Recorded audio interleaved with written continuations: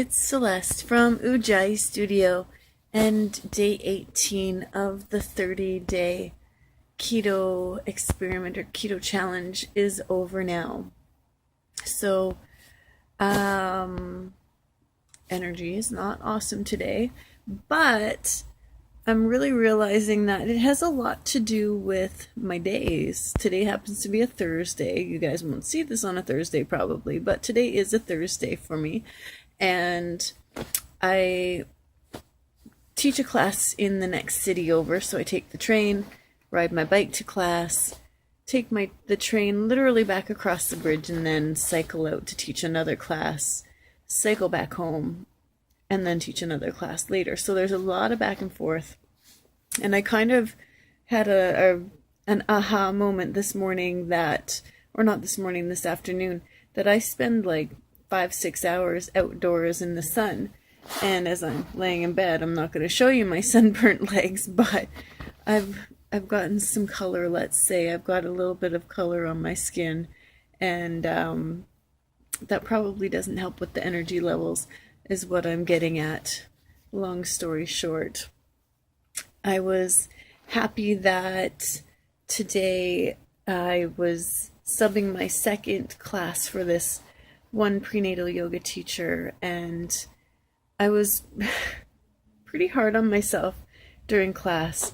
So I always arrive to classes early because, especially when it's a new class, I don't know what to expect, what's going on there. It's community centers that I do a lot of work in, and it's a gong show a lot of the time. So today I get to this community center that I've never taught at before. They send me in this room to find a box of supplies. I don't know what I'm looking for. They don't have all the equipment that I'm supposed to have. There was tables in the room and there wasn't supposed to be tables. So basically, like, anything to set me up to have potentially way too much frustration and being way too flustered at the start of class happened.